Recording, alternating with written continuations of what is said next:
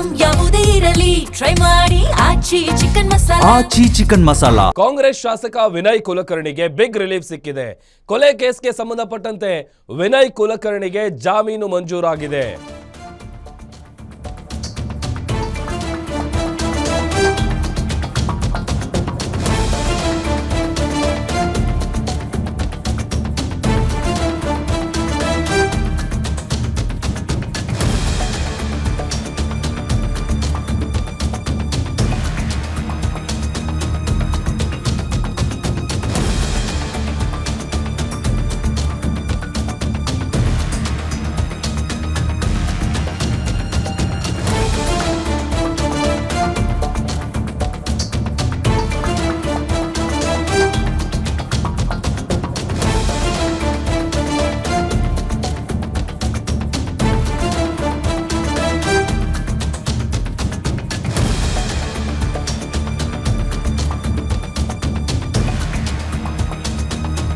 Vinay ಕುಲಕರ್ಣಿಗೆ supreme court ಜಾಮೀನು ಮಂಜೂರು ಮಾಡಿದೆ.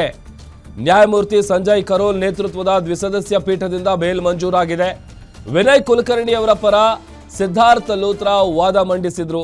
ಈಗಾಗಲೇ ಸಾಕ್ಷ್ಯಗಳ ವಿಚಾರಣೆ ಮುಕ್ತಾಯಗೊಂಡಿದೆ. ಈ ಹಂತದಲ್ಲಿ ಯಾವುದೇ ಸಾಕ್ಷ್ಯನಾಶ ಸಾಧ್ಯವಿಲ್ಲ ಅನ್ನುವಂಥ ವಿಚಾರವನ್ನ ಮುಂದಿಟ್ಕೊಂಡು ಅವರ ಪರ ವಾದ ಮಾಡಿದ್ರು.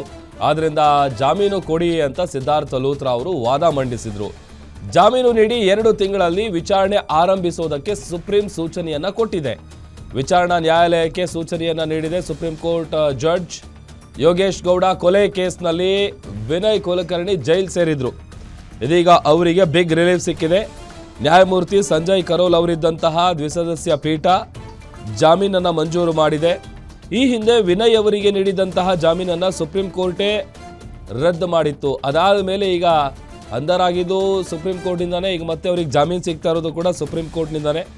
ಧಾರವಾಡ ಗ್ರಾಮೀಣ ಕ್ಷೇತ್ರದ ಕಾಂಗ್ರೆಸ್ ಶಾಸಕ ವಿನಯ್ ಕುಲಕರ್ಣಿ ಅವರಿಗೆ ಇತ್ತೀಚೆಗಷ್ಟೇ ಜನಪ್ರತಿನಿಧಿಗಳ ಕೋರ್ಟ್ಗೆ ಶರಣಾಗಿದ್ರು.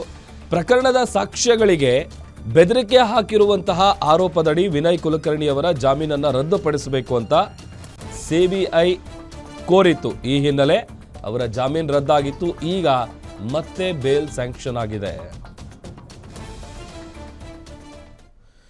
ಮತ್ತಷ್ಟು ಡೀಟೇಲ್ಸ್ ಕೊಡ್ತಾರೆ ನಮ್ಮ crime bureau head S K Manjunath live join ಆಗ್ತಾ ಇದ್ದಾರೆ. ಮಂಜುನಾಥ್, ಯೋಗೇಶ್ ಗೌಡ ಕೊಲೆ ಕೇಸ್ನಲ್ಲಿ ಜೈಲು ಸೇರಿದ್ದಂತಹ ವಿನಯ್ ಕುಲಕರ್ಣಿಗೆ ಬಿಗ್ ರಿಲೀಫ್ ಅಂತಾನೆ ಹೇಳ್ಬೋದು. ಈ ವಾದ ಹೇಗೆ ನಡೀತು, ಡೀಟೇಲ್ಸ್ ಕೊಡ್ತಾ ಹೋಗೋದಾದ್ರೆ?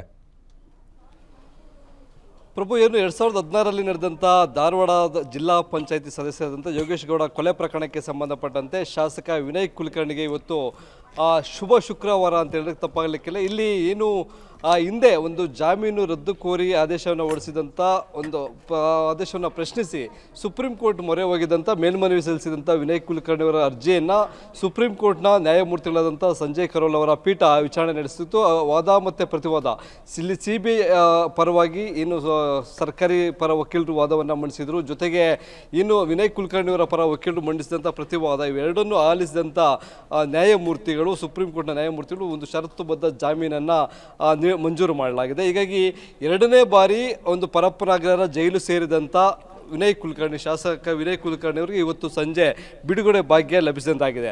ಇಲ್ಲಿ ಏನು 2016ರಲ್ಲಿ ಕೊಲೆ ಆಗುತ್ತೆ, ಅದಕ್ಕೆ ಸಂಬಂಧಪಟ್ಟಂತೆ ತನಿಖೆ ನಡೀತಾ ಇರುತ್ತೆ. ಅವರನ್ನು ಬಂಧನ ಮಾಡಿದಂಥ ಸಂದರ್ಭದಲ್ಲಿ ಇವರ ಪಿತೂರಿ ಹೆಚ್ಚಾಗಿತ್ತು ಅನ್ನೋ ನಿಟ್ಟಿನಲ್ಲಿ ಈ ಒಂದು ಪ್ರಕರಣ ಸಿಬಿಐ ತನಿಖೆಯೂ ಸಹ ನಡೆಸ್ತಾ ಇರುತ್ತೆ. ಆದರೆ ಈ ಹಿಂದೆ ಸುಪ್ರೀಂ ಕೋರ್ಟ್ ನೀಡಿದಂಥ ಜಾಮೀನು ಏನು ಮಂಜೂರಾಗಿತ್ತು, ಆ ಸಂದರ್ಭದಲ್ಲಿ ಹೊರಗಡೆ ಬಂದಂಥ ವಿನಯ್ ಕುಲಕರ್ಣಿ ಅವರು ಸಾಕ್ಷಿಗಳಿಗೆ ಬೆದರಿಕೆ ಹಾಕುವಂಥ ಕೆಲಸವನ್ನು ಸಹ ಮಾಡ್ತಾ ಇದ್ರು. ಆ ಆರೋಪದ ಮೇಲೆ ಇದೇ ಸಿಬಿಐ ಅವರ ಜಾಮೀನನ್ನು ರದ್ದುಗೊಳಿಸಬೇಕು ಅಂತಕ್ಕಂಥ ಒಂದು ಮನವಿಯನ್ನು ಸಹ ಮಾಡಿದ್ರು.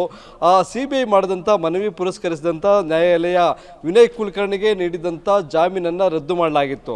ಆ ಹಿನ್ನೆಲೆಯಲ್ಲಿ ಕೂಡಲೇ ಅಂದರೆ 2025ರಲ್ಲಿ ಜನಪ್ರತಿನಿಧಿಗಳ ನ್ಯಾಯಾಲಯದ ಮುಂದೆ ಬಂದು ವಿನಯ್ ಕುಲಕರ್ಣಿ ಅವರು ಶರಣಾಗ್ತಾರೆ. ಅವರನ್ನು ಪರಪ್ಪನ ಅಗ್ರಹಾರ ಜೈಲಿಗೆ ಅಂದರೆ ನ್ಯಾಯಾಂಗ ಬಂಧನಕ್ಕೆ ಒಪ್ಪಿಸಿ ಆದೇಶವನ್ನು ನೀಡಲಾಗಿರುತ್ತೆ.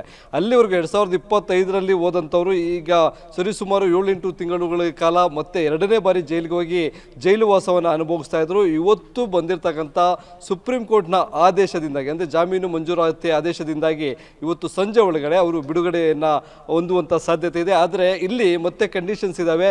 ಯಾವುದೇ ರೀತಿಯಾಗಿ ಸಾಕ್ಷಿಗಳಿಗೆ ಬೆದರಿಕೆ ಹಾಕುವಂಥ ಕೆಲಸಗಳನ್ನಕ್ಕೆ ಮುಂದಾಗಬಾರ್ದು. ಜೊತೆಗೆ ತನಿಖಾಧಿಕಾರಿಗಳ ಒಂದು ಏನು ಸೂಚನೆ ಇರುತ್ತೆ ಆ ಸಂದರ್ಭದಲ್ಲಿ ವಿಚಾರಣೆಗೆ ಹಾಜರಾಗಬೇಕು, ತನಿಖೆಗೆ ಸಹಕಾರ ಕೊಡಬೇಕು ಅಂತಕ್ಕಂಥ ಒಂದು ಕಂಡೀಷನ್ಸ್ಗಳನ್ನ ಸುಪ್ರೀಂ ಕೋರ್ಟ್ ವಿಧಿಸಿದೆ. ಪ್ರಭು, ಓಕೆ ಮಂಜುನಾಥ್, ಈಗ ಇದು ಕೇವಲ ತಾತ್ಕಾಲಿಕ ರಿಲೀಫ್ ಅಂತ ಅನ್ಕೊಳ್ಬೋದಾ ಅಥವಾ ಹೇಗೆ ಅಂತ?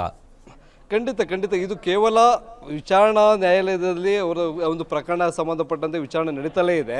ಇಲ್ಲಿ ಕೇವಲ ಜಾಮೀನು ಅರ್ಜಿಯನ್ನು ಸಲ್ಲಿಸಿದ್ರು, ಒಂದು ಬಾರಿ ಜಾಮೀನು ಮಂಜೂರಾಗಿತ್ತು ಮತ್ತೆ ರದ್ದಾಗಿತ್ತು, ಅದಕ್ಕೆ ಸಂಬಂಧಪಟ್ಟಂತೆ ಮೇಲ್ಮನವಿಯನ್ನು ಸಲ್ಲಿಸಿದ್ರು. ಆ ಮೇಲ್ಮನವಿ ವಿಚಾರಣೆಯನ್ನು ನಡೆಸಿದಂಥ ಸುಪ್ರೀಂ ಕೋರ್ಟ್ನ ನ್ಯಾಯಪೀಠ ಇವತ್ತು ಜಾಮೀನು ನೀಡಿದೆ ಅಷ್ಟೇ. ಆದರೆ ಪ್ರಕರಣದಿಂದಲೇ ಖುಲಾಸೆ ಅಂತಕ್ಕಂಥ ಆದೇಶವನ್ನು ಹೊರಡಿಸಿಲ್ಲ. ಹೀಗಾಗಿ ಇದು ತಾತ್ಕಾಲಿಕ ರಿಲೀಫ್ ಆಗಿದೆ.